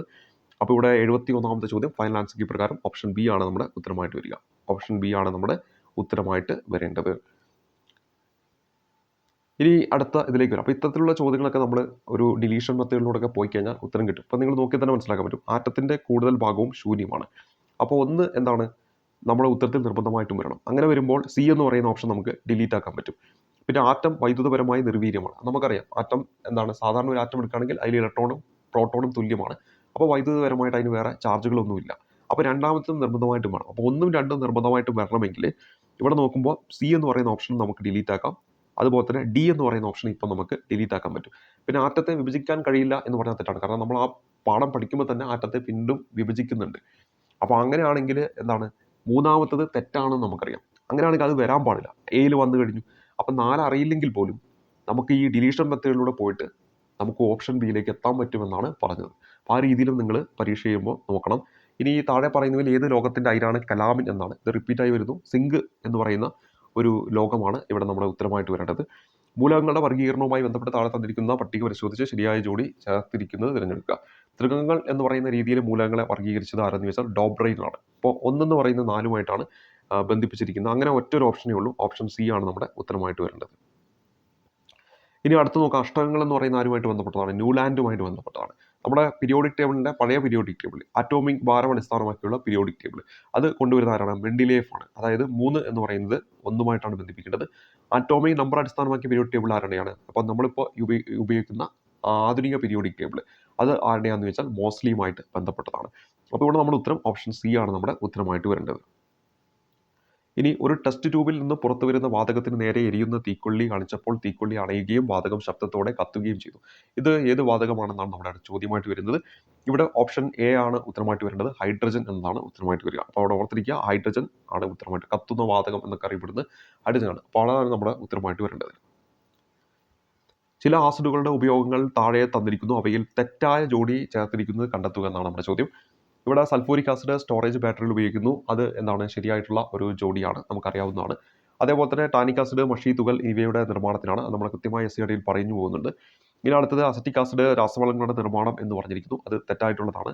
ഇനി സിട്രിക് ആസിഡ് ഭക്ഷ്യവസ്തുക്കൾ കേടുകൂടാതെ സൂക്ഷിക്കാൻ ഉപയോഗിക്കുന്നു എന്ന് പറഞ്ഞിരിക്കുന്നു. അത് ശരിയാണ്. ഇവിടെ C ആണ് നമ്മുടെ ഉത്തരമായിട്ട് വരേണ്ടത്. സോണാർ എന്ന ഉപകരണത്തിൽ ഉപയോഗിക്കുന്ന ശബ്ദ തരംഗങ്ങൾ ഏത് എന്നാണ് നമ്മുടെ ചോദ്യം. അവിടെ ഉത്തരമായിട്ട് വരിക ഓപ്ഷൻ A ആണ്. അൾട്രാസോണിക് എന്നാണ് ഉത്തരമായിട്ട് വരേണ്ടത്. ഒരു വസ്തുവിന് അതിന്റെ സ്ഥാനം മൂലം ഉണ്ടാകുന്ന ഊർജ്ജം ഏത് എന്നാണ് നമ്മുടെ ചോദ്യം. സ്ഥാനം മൂലമുള്ള ഊർജ്ജമാണ്. അപ്പോൾ ഉത്തരമായിട്ട് വരേണ്ടത് സ്ഥിതികോർജ്ജം എന്ന ഓപ്ഷൻ C ആണ്. പ്രകാശം അതിന്റെ ഘടകവർണ്ണങ്ങളായി മാറുന്ന പ്രതിഭാസം ഏത് പേരിൽ അറിയപ്പെടുന്നു എന്ന് വെച്ചാൽ അവിടെ ഉത്തരമായിട്ട് വരേണ്ടത് പ്രകീർണനം എന്നാണ്. ഓപ്ഷൻ B ആണ് നമ്മുടെ ഉത്തരമായിട്ട് വരേണ്ടത്. താഴെ പറയുന്നവയിൽ ഊഷ്മാവിന്റെ യൂണിറ്റ് അല്ലാത്തത് സെൽഷ്യസ്, ഫാരൻഹീറ്റ്, കെൽവിൻ, പാസ്കൽ തുടങ്ങിയവയൊക്കെ നൽകിയിരിക്കുന്നു. അതിൽ പാസ്കൽ ആണ് നമ്മുടെ ഉത്തരമായിട്ട് വരേണ്ടത്. ഊഷ്മാവിന്റെ യൂണിറ്റ് ആണ് സെൽഷ്യസും ഫാരൻഹീറ്റും കെൽവിനും ഒക്കെ. ഒരു വസ്തുവിന് യൂണിറ്റ് സമയത്തുണ്ടാകുന്ന സ്ഥാനാന്തരം എന്ത് പേരിൽ അറിയപ്പെടുന്നു? യൂണിറ്റ് സമയത്തിലുണ്ടാകുന്ന സ്ഥാനാന്തരമാണ്. അപ്പോൾ സ്ഥാനാന്തരം എന്ന് പറയുമ്പോൾ ഡിസ്പ്ലേസ്മെന്റ് ആണ്, അല്ലെങ്കിൽ സ്ഥാനാന്തരം ബൈ സമയം എന്ന് പറഞ്ഞാൽ എന്താണ്? വെലോസിറ്റി ആണ്. അപ്പോൾ യൂണിറ്റ് സമയത്തിലുണ്ടാകുന്ന സ്ഥാനാന്തരമാണ് നമ്മൾ എന്ത് പറയുന്നത്? പ്രവേഗം എന്ന് പറയുന്നത്. ഇവിടെ നമ്മുടെ ഉത്തരമായിട്ട് വരേണ്ടത് ഓപ്ഷൻ D ആണ്. ഇവിടെ നമ്മൾ Aയും Dയും തമ്മിൽ നമ്മളെ തെറ്റിക്കാൻ വേണ്ടി കൊടുത്തിട്ടുണ്ട്. ഓപ്ഷൻ D ആണ് നമ്മുടെ ഉത്തരമായിട്ട് വരിക. അപ്പോൾ ഇതാണ് ഈ ഒരു പരീക്ഷയ്ക്ക് ചോദിച്ചിരിക്കുന്ന 20 സയൻസിലെ ചോദ്യങ്ങൾ. നമുക്കിനി അടുത്തൊരു 20 ചോദ്യങ്ങൾ കൂടി പരിചയപ്പെടാം. നമ്മളിവിടെ ചർച്ച ചെയ്യാൻ പോകുന്നത് സയൻസുമായി ബന്ധപ്പെട്ടിട്ടുള്ള ഒരു 20 ചോദ്യങ്ങളാണ്. നമ്മളിപ്പോൾ ഏകദേശം 3 പരീക്ഷയിലെ 60ഓളം ചോദ്യങ്ങൾ നമ്മളിവിടെ ചർച്ച ചെയ്ത് കഴിഞ്ഞു. നമ്മുടെ ചോദ്യം ഇതാണ്: 2012 ഉരുൾപൊട്ടലുണ്ടായ പുല്ലൂരാമ്പാറ ഏത് ജില്ലയിലാണെന്നാണ്. ഇത് കറക്റ്റായിട്ട് നമ്മുടെ SCR ടെക്സ്റ്റ് ബുക്കിൽ നിന്ന് എടുത്തിട്ടുള്ളതാണ്. അപ്പോൾ ഇവിടെ നമ്മുടെ ഉത്തരമായിട്ട് വരേണ്ടത്, നമ്മുടെ ഉത്തരം എന്ന് പറയുന്നത് ഏത് ജില്ലയിലാണ് എന്നാണ് ചോദിച്ചിരിക്കുന്നത്. അവിടെ ഓപ്ഷൻ B ആണ്, കോഴിക്കോട് എന്നാണ് ഉത്തരമായിട്ട് വരിക. മന്ദരോഗം പരത്തുന്ന കൊതുകുകൾ ഏതാണെന്നാണ് നമ്മുടെ ചോദ്യം. ഇത് നമ്മുടെ പരീക്ഷയിൽ ഡിലീറ്റ് ആക്കിയ ഒരു ചോദ്യമാണ്. വിറ്റാമിൻ എയുടെ തുടർച്ചയായ അഭാവം ഉണ്ടായാൽ നേത്രാവരണവും കോർണിയയും വരണ്ട് കോർണിയ അതാര്യമായി തീരുന്നു, തുടർന്ന് അന്ധതയിലേക്ക് നയിക്കുന്നു. ഈ അവസ്ഥയുടെ പേര് എന്തെന്നാണ് നമ്മുടെ ചോദ്യം. ഇവിടെ നമ്മുടെ ഉത്തരമായിട്ട് വരേണ്ടത് ഓപ്ഷൻ C ആണ്, സിറോഫ്താൽമി എന്നതാണ് ഉത്തരമായിട്ട് വരിക. ഓർഗൻ ഓഫ് കോർട്ട് ഏത് ജ്ഞാനേന്ദ്രിയവുമായി ബന്ധപ്പെട്ടിരിക്കുന്നു? കണ്ണ്, ചെവി, മൂക്ക്, നാക്ക് എന്ന് കൊടുത്തിട്ടുണ്ട്. നമുക്കറിയാം അതേതാണ്? ഓപ്ഷൻ B ആണ്, ചെവിയുമായിട്ട് ബന്ധപ്പെട്ടതാണ്. ഉമിനീരിന്റെ pH മൂല്യം എത്ര എന്നാണ് അടുത്ത ചോദ്യം. ഇത് PSC റിപ്പീറ്റായി ചോദിക്കുന്നതാണ്. 6.2 മുതൽ 7.6 എന്നതാണ് ഇവിടെ നമ്മുടെ ഉത്തരമായിട്ട് വരുന്നത്. 6.2 മുതൽ 7.6 വരെയാണ്. 6.2 മുതൽ 7.6 വരെയാണ് ഉമിനീരിന്റെ pH മൂല്യം എന്ന കാര്യം ഓർത്തിരിക്കുക. ഉമിനീരിന്റെ pH മൂല്യം എത്രയാണ്? 6.2 മുതൽ 7.6 വരെയാണ്. 6.2 മുതൽ 7.6 വരെയാണ്. ഇനി അടുത്ത കേരളത്തിന്റെ ആരോഗ്യ പദ്ധതികളിൽ ഒന്നായ ആർദ്രം പദ്ധതിയിൽ പെടാത്തത് ഏതാണ് നമ്മുടെ ചോദ്യം. ഇവിടെ തന്നിരിക്കുന്ന ഓപ്ഷൻ നോക്കാം. ഗവൺമെന്റ് ആശുപത്രികളിൽ രോഗി സൗഹാർദ്ദപരമായ സേവനങ്ങൾ ലഭ്യമാക്കുന്നു. അത് ശരിയാണ്. പ്രൈമറി ഹെൽത്ത് സെന്ററുകളെ ഫാമിലി ഹെൽത്ത് സെന്ററുകളാക്കി വിപുലപ്പെടുത്തുന്നു. അതും ശരിയാണ്. ഇനി അടുത്ത് ഇവിടെ നൽകിയിരിക്കുന്ന ജില്ലാ താലൂക്ക് ആശുപത്രികളിൽ സ്പെഷ്യാലിറ്റി സൂപ്പർ സ്പെഷ്യാലിറ്റി സേവനങ്ങൾ ഉറപ്പാക്കുക. അതും ശരിയാണ്. അടിസ്ഥാന സൗകര്യ വികസന കാര്യങ്ങൾക്ക് വേണ്ട ഫണ്ട് പഞ്ചായത്ത് ലഭ്യമാക്കുകയും ചെയ്യുക. അത് തെറ്റായിട്ടുള്ള ഒരു സ്റ്റേറ്റ്മെന്റ് ആണ്. ഇവിടെ ഓപ്ഷൻ D ആണ് നമ്മുടെ ഉത്തരമായിട്ട് വരിക. അപ്പോൾ Aയും Bയും Cയും നിർബന്ധമായും പഠിച്ചു വെക്കണം. പരീക്ഷയ്ക്ക് ഇനിയും ചോദിക്കാവുന്നതാണ്. ഗവൺമെന്റ് ആശുപത്രിയിൽ രോഗി സൗഹാർദ്ദപരമായ സേവനങ്ങൾ ലഭ്യമാക്കുക എന്ന ലക്ഷ്യത്തിൽ തുടങ്ങിയ പദ്ധതി ഏതാണെന്ന് വെച്ചാൽ അവിടെ ആർദ്രം പദ്ധതിയാണ്. നമ്മൾ എങ്ങനെയാണ് പഠിച്ചു വെച്ചത്? ഗവൺമെന്റ് ആശുപത്രികളിൽ രോഗി സൗഹാർദ്ദപരമായ, അവിടെ തന്നെ ആർദ്രം കിടക്കുന്നുണ്ട്, സൗഹാർദ്ദം, ആർദ്രം, അങ്ങനെയാണ് നമ്മൾ കണക്ട് ചെയ്ത് വെച്ചത്. അവിടെ തന്നെ പ്രൈമറി ഹെൽത്ത് സെന്ററുകളെ ഫാമിലി ഹെൽത്ത് സെന്ററുകളാക്കി വിപുലപ്പെടുത്തുക എന്ന് പറയുന്നത് ഇതിന്റെ ലക്ഷ്യമാണ്. ജില്ലാ താലൂക്ക് ആശുപത്രികളിലെ സ്പെഷ്യാലിറ്റി സൂപ്പർ സ്പെഷ്യാലിറ്റി സേവനങ്ങൾ ഉറപ്പാക്കുക എന്ന് പറയുന്നത് ആർദ്രം പദ്ധതിയുടെ ലക്ഷ്യമാണ്. 27ാമത് സംസ്ഥാന വിത്ത് ഉപസമിതി തീരുമാനപ്രകാരം മണ്ണുത്തി കാർഷിക ഗവേഷണ കേന്ദ്രം വികസിപ്പിച്ചെടുത്തതും തൃശ്ശൂർ ജില്ലയിലെ കോൾ പാടങ്ങളിലേക്ക് അനുയോജ്യമായതുമായ നെല്ലിന്റെ ഇനം ഏതാണ് എന്നതാണ് നമ്മുടെ ചോദ്യമായിട്ട് ചോദിച്ചിരിക്കുന്നത്. ഇവിടെ ഈ ഒരു ചോദ്യത്തിന്റെ ഉത്തരം എന്ന് പറയുന്നത് ഓപ്ഷൻ C ആണ്, KAU മനുരത്ന എന്നതാണ് ഉത്തരമായിട്ട് വരിക. അപ്പോൾ ഇവിടെ എന്താണ്? KAU മനുരത്ന. 27ാമത് സംസ്ഥാന വിത്ത് ഉപസമിതി തീരുമാനപ്രകാരം മണ്ണൂത്തി കാർഷിക ഗവേഷണ കേന്ദ്രം വികസിപ്പിച്ചെടുത്തും തൃശ്ശൂർ ജില്ലയിലെ കോൾപ്പാടങ്ങളിലേക്ക് അനുയോജ്യമായതുമായ നെല്ലിനം ഏത് എന്നാണ് നമ്മുടെ ചോദ്യം. അപ്പോൾ ഉത്തരമായിട്ട് വരേണ്ടത് KAU മനുരത്ന എന്നതാണ് ഈ ഒരു ചോദ്യത്തിന്റെ ഉത്തരമായിട്ട് വരുന്നത്. ആഗോള താപനത്തിന് കാരണമായ ഹരിതഗ്രഹ വാതകങ്ങളിൽ ഏറ്റവും കൂടിയ അളവിൽ കാണപ്പെടുന്ന ഏതാണ് നമ്മുടെ ചോദ്യം. ഇവിടെ ഉത്തരമായിട്ട് വരുന്നത് ക്ലോറോ ഫ്ലൂറോ കാർബണുകൾ, മീഥേൻ, നൈട്രസ് ഓക്സൈഡ്, അതേ സമയത്ത് carbon dioxide. Option D ആണ് ഉത്തരം. അപ്പോൾ ക്ലോറോ ഫ്ലൂറോ കാർബൺ, മീഥേനും നൈട്രസ് ഓക്സൈഡും ഒക്കെ എന്താണ്? ഹരിതഗ്രഹ വാതകങ്ങളാണ്. അപ്പോൾ അതൊക്കെ പരീക്ഷയ്ക്ക് ചോദിക്കും. തന്നിരിക്കുന്ന ഓപ്ഷനിൽ ഹരിതഗ്രഹ വാതകങ്ങളിൽ ഉൾപ്പെടുന്നത് ഉൾപ്പെടാത്തതെന്ന് ചോദിക്കും. അപ്പോൾ അവിടെ ആഗോള താപനത്തിന് കാരണമായ ഹരിതഗ്രഹ വാതകങ്ങളിൽ ഉൾപ്പെടുന്നതിൽ ഏറ്റവും കൂടുതൽ ഏതാണ്? കാർബൺ ഡൈ ഓക്സൈഡ് ആണ്. ഇനി താഴെ കൊടുത്തിരിക്കുന്നവയിൽ വന്യജീവി സംരക്ഷണ കേന്ദ്രം അല്ലാത്തത് ഏതാണ് നമ്മുടെ ചോദ്യം. സുന്ദർബൻസ്, രൂപ്കുണ്ട്, മനാസ്, സരിസ്ക എന്നിങ്ങനെ നൽകിയിട്ടുണ്ട്. ഇവിടെ നമ്മുടെ ഉത്തരമായിട്ട് വരേണ്ടത് രൂപ്കുണ്ട് എന്നതാണ് ഉത്തരമായിട്ട് വരിക. 68ാമത്തെ ചോദ്യം ഓപ്ഷൻ B ആണ് ഉത്തരം. കേരളത്തിലെ കാടുകളിൽ വിസ്തൃതിയിൽ ഏറ്റവും കൂടുതലുള്ള വിഭാഗം എന്നാണ് നമ്മുടെ ചോദ്യം. നിത്യഹരിത വനങ്ങൾ, വരണ്ട ഇലപൊഴിയും വനങ്ങൾ, ആർദ്ര ഇലപൊഴിയും വനങ്ങൾ, ചോലവനങ്ങൾ എന്നിങ്ങനെയാണ് നൽകിയിരിക്കുന്നത്. ഇവിടെ നമ്മൾ ഉത്തരം ആർദ്ര ഇലപൊഴിയും വനങ്ങളാണെന്ന കാര്യം ഓർക്കുക. ഇതും നല്ലൊരു ചോദ്യമാണ്. കേരളത്തിലെ കാടുകളിൽ വിസ്തൃതിയിൽ ഏറ്റവും കൂടുതലുള്ള വിഭാഗം ചോദിച്ചാൽ ആർദ്ര ഇലപൊഴിയും വനങ്ങളാണ്. താഴെ തന്നിരിക്കുന്നതിൽ ശരിയായ പ്രസ്താവനകൾ ഏതെല്ലാം എന്നാണ് നമ്മുടെ ചോദ്യം. ലൈക്കനുകൾ എന്ന വിഭാഗം സസ്യങ്ങളെ വായു മലിനീകരണത്തിന്റെ സൂചകങ്ങളായി കാണപ്പെടുന്നു. ലൈക്കനുകൾ എന്ന വിഭാഗം സസ്യങ്ങളെ വായു മലിനീകരണത്തിന്റെ സൂചകങ്ങളായി കാണപ്പെടുന്നു എന്നതാണ് 70ാമതായിട്ട് ഇവിടെ കൊടുത്തിരിക്കുന്നത്. ശരിയായ പ്രസ്താവനയാണ്. അപ്പോൾ അത് ശരിയായിട്ടുള്ള ഒരു പ്രസ്താവനയാണ്. നമ്മുടെ ഉത്തരത്തിലേക്ക് വേണം. വായു മലിനീകരണം കുറയ്ക്കുന്നതിന് വേണ്ടി കാറ്റലിറ്റിക് കൺവെർട്ടർ എന്ന ഉപകരണം ഘടിപ്പിച്ച വാഹനങ്ങളിൽ ലെഡ് അടങ്ങിയിട്ടില്ലാത്ത പെട്രോളാണ് ഉപയോഗിക്കേണ്ടത് എന്നാണ് ഇവിടെ കൊടുത്തിരിക്കുന്നത്. അപ്പോൾ ആ രണ്ടാമത്തെ ആ ഒരു സ്റ്റേറ്റ്മെൻറ്റും എന്ത് തന്നെയാണ്, ശരിയായിട്ടുള്ള ഒരു സ്റ്റേറ്റ്മെൻ്റ് ആണ്. അപ്പോൾ 1, 2 നമ്മുടെ ഉത്തരത്തിൽ വരണം. കാറ്റലിറ്റിക് കൺവേർട്ടറുകളിൽ ഉൾപ്രേരകമായി ഉപയോഗിക്കുന്ന ലോഹമാണ് മർക്കുറി എന്ന് കൊടുത്തിരിക്കുന്നത്. അതും തെറ്റായിട്ടുള്ള സ്റ്റേറ്റ്മെൻ്റ് ആണ്. അപ്പോൾ നമ്മുടെ ഉത്തരമായിട്ട് വരേണ്ടത് ഓപ്ഷൻ സി ആണ് ഇവിടെ നമ്മുടെ ഉത്തരമായിട്ട് വരേണ്ടത്. ലൈക്കനുകൾ എന്ന വിഭാഗം സസ്യങ്ങളെ വായു മലിനീകരണത്തിന്റെ സൂചകങ്ങളായി കണക്കാക്കാം. അത് ശരിയാണ്. വായു മലിനീകരണം കുറയ്ക്കുന്നതിന് വേണ്ടി കാറ്റലറ്റിക് കൺവേർട്ടർ എന്ന ഉപകരണം ഘടിപ്പിച്ച വാഹനങ്ങളിൽ ലെഡ് അടങ്ങിയിട്ടില്ലാത്ത പെട്രോളാണ് ഉപയോഗിക്കേണ്ടത്. അപ്പോൾ ഇവിടെ തന്നിരിക്കുന്ന 1ഉം 2ഉം എന്നതാണ് ഇവിടെ നമ്മുടെ ഉത്തരമായിട്ട് വരേണ്ടത്. ഇനി അടുത്തത് ആറ്റത്തിലെ ചാർജ് ഇല്ലാത്ത കണമായ ന്യൂട്രോണിനെ കണ്ടെത്തിയ ശാസ്ത്രജ്ഞൻ ആരെന്നാണ് നമ്മുടെ ചോദ്യം. ഇവിടെ ഉത്തരം ജെയിംസ് ചാഡ്വിക് എന്നതാണ് ഉത്തരമായിട്ട് വരിക. അയിരുകളെയും ധാതുക്കളെയും സംബന്ധിച്ച് ശരിയായ പ്രസ്താവനകൾ ഏതെല്ലാം എന്നാണ് അടുത്ത ചോദ്യം. ഇവിടെ എല്ലാ അയിരുകളും ധാതുക്കളാണെന്ന് പറഞ്ഞിട്ടുണ്ട്, എല്ലാ ധാതുക്കളും അയിരുകളല്ല എന്നും പറഞ്ഞിട്ടുണ്ട്. അപ്പോൾ ഇവിടെ തന്നിരിക്കുന്നതിൽ ഓപ്ഷൻ എ 1ഉം 2ഉം എന്നാണ് ശരിയായിട്ടുള്ള പ്രസ്താവനയാണ്. എല്ലാ അയിരുകളും എന്തല്ല, അയിരുകളും ധാതുക്കളാണ്. എല്ലാ അയിരുകളും ധാതുക്കളാണ്, പക്ഷേ എല്ലാ ധാതുക്കളും എന്തല്ല, അയിരുകളല്ല. ഇനി അടുത്തത് പരസ്പര ബന്ധമില്ലാത്തത് തിരിച്ചറിയുക എന്നതാണ് നമ്മുടെ അടുത്ത ചോദ്യം. സോഡിയം ആൽക്കലി ലോകമാണ്, കാൽസ്യം സംക്രമ ലോകമാണെന്ന് തന്നിട്ടുണ്ട്, അലുമിനിയം ബോറോൺ കുടുംബത്തിൽപ്പെടുന്നു എന്ന് വന്നിട്ടുണ്ട്, ക്ലോറിൻ ഉത്കൃഷ്ടവാതകം എന്ന് തന്നിട്ടുണ്ട്. ഇവിടെ തന്നിരിക്കുന്നതിൽ ഓപ്ഷൻ ഡി ആണ് നമ്മുടെ ഉത്തരമായിട്ട് വരേണ്ടത്. 2ഉം 4ഉം ആണ്. കാൽസ്യം എന്ന് പറയുന്ന സംക്രമ മൂലകം എന്ന് തന്നിട്ടുണ്ട്, സംക്രമ ലോകം എന്ന് തന്നിട്ടുണ്ട്. അതേപോലെ തന്നെ ഇവിടെ 4ാമത് ക്ലോറിൻ ഉത്കൃഷ്ടവാതകം എന്ന് തന്നിട്ടുണ്ട്. അത് രണ്ടും എന്താണ്, പരസ്പര ബന്ധമില്ലാത്തതാണ്. ഓപ്ഷൻ ഡി ആണ് നമ്മുടെ ഉത്തരമായിട്ട് വരേണ്ടത്. ഒരു ജലതന്മാത്രയിലെ ഹൈഡ്രജനും ഓക്സിജൻ തമ്മിൽ ആറ്റോമിക മാസിലുള്ള അനുപാതം എത്രയാണെന്നാണ് നമ്മുടെ ചോദ്യം. ഇവിടെ തന്നിരിക്കുന്നതിൽ 74ാമത്തെ ചോദ്യത്തിന്റെ ഉത്തരം എന്ന് പറയുന്നത് ഓപ്ഷൻ ബി ആണ് ഉത്തരമായിട്ട് വരിക. ഓപ്ഷൻ ബി ആണ്. നമുക്കറിയാം ജലതന്മാത്ര എന്ന് പറയുമ്പോൾ H2O എന്നതാണ്. H2O എന്നതാണ്. ഹൈഡ്രജന്റെ മാസ് എന്ന് പറയുന്നത് 1 ആണ്. അപ്പോൾ 2 ഹൈഡ്രജൻ വരുമ്പോൾ 2 വരും. ഓക്സിജന്റെ മാസ് എന്ന് പറയുമ്പോൾ നമുക്കറിയാം 16 ആണ്. അപ്പോൾ ഇതിന്റെ അനുപാതമാണ് ചോദിച്ചത്. 2:6. അത് വെട്ടിക്കുറച്ചാൽ നമുക്ക് 1:8 എന്ന് കിട്ടും. അതാണ് ഓപ്ഷൻ ബി എന്ന് പറയുന്നത്. പഞ്ചസാരയിലെ ഘടക മൂലകങ്ങൾ ഏതൊക്കെയാണെന്നാണ് നമ്മുടെ ചോദ്യം.